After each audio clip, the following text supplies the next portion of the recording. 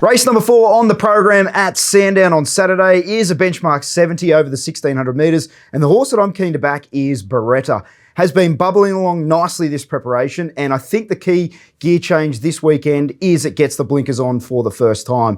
Ran really well last start, finishing second on the Lakeside track, now goes onto the Hillside circuit, and I think being on the big track is a positive. This horse has a really powerful finish and looks ready to win now up to the mile. The Nay horse, the horse I'm keen to be against, is Arctica. Now, she is travelling quite nicely this preparation. She was a little luckless last time out, being wide at Flemington. She maps to get a much better run today, but I thought she's just a little bit short in the market, considering she's going from mare's grade, now taking on the boys. For all the form factors, head to the racing.com website or the PointsBet app. Race number 6 on the card is for the mares, benchmark 78 over the 1400 metres, and I'm keen to back Bella Rich. She returned in good order at Ballarat and just found the 1200 metres a little bit too slick.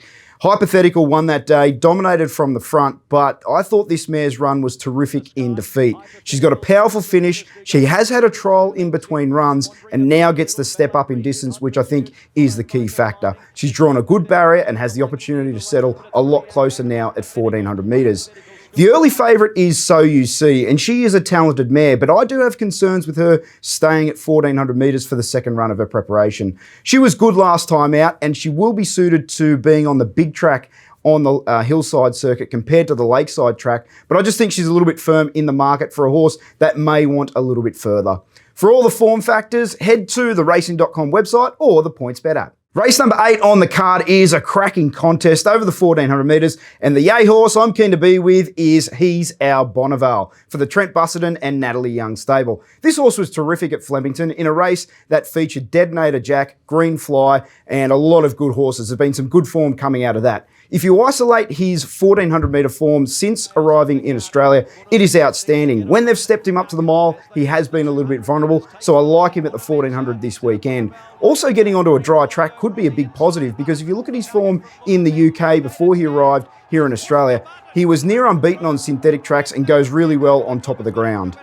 I'm keen to be against Savannah Cloud. This galloper's won its past 2, but I thought it had all the favours at Moonee Valley, getting an inside run over the mile. There looks to be a bit of speed drawn underneath it, and it has drawn a touch wide, which could make the task a little difficult. Yes, he's at the peak of his powers, but I just think he's under the odds at the current market prices. For all the form factors, head to the racing.com website or the PointsBet app. Race number 9 on the card is a 1000 metre dash, benchmark 70 level, and this is a highly competitive race. And as a result, I'm keen to back 2 horses. One of those is Stay in Touch. Now, this mare is absolutely flying. She returns off a lengthy spell, but her recent jump outs have been as good as they possibly could be. She is a distance specialist, a real 1000 metre horse, and I think she's suited at Sandown on the big track. She's quite progressive, she's got a potent finish, and she could not be going any better. Another horse that I'm keen to back is Big Apple. Now, this horse is much better suited on dry ground and should get that on the weekend. He had a very impressive jump out at Mornington and looks to map to get a lovely run just in behind the speed. At double figures, I won't be losing on the race if he gets the cash. For all the form factors, head to the racing.com website or the PointsBet app.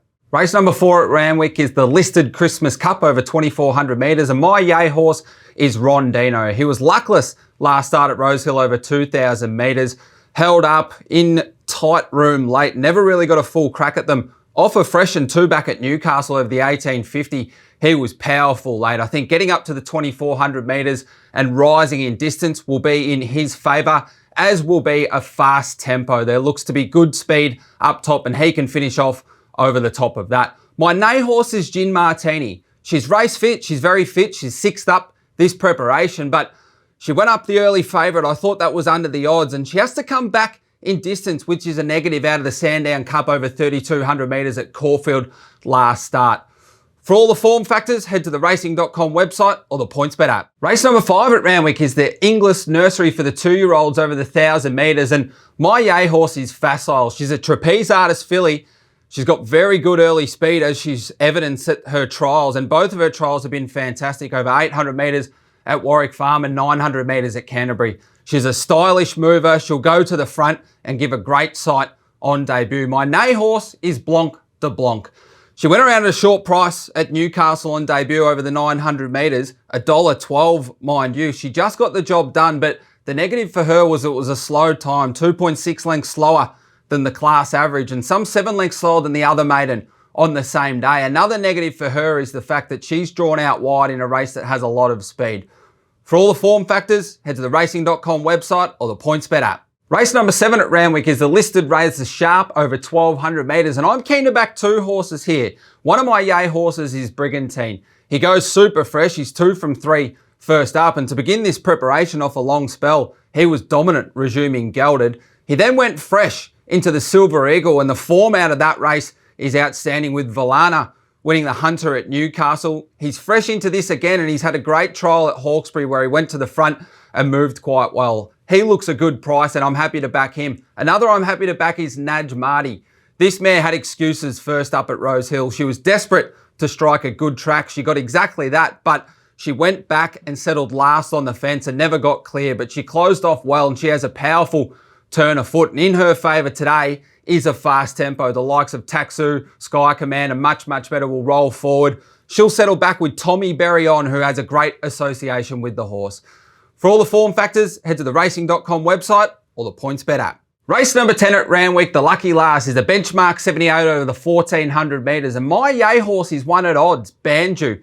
He's fitter third up. He's a horse that gets better deeper into his preparations. He maps really well for Amy McLucas, who claims down from barrier 5. And he had excuses last start. He was caught wide and had to face the breeze on a fast tempo. He looks a good value play.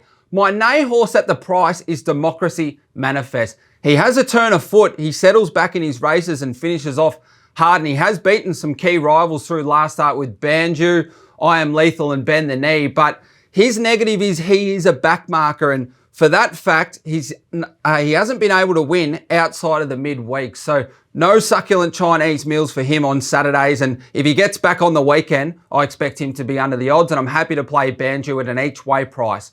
For all the form factors, head to the racing.com website or the PointsBet app.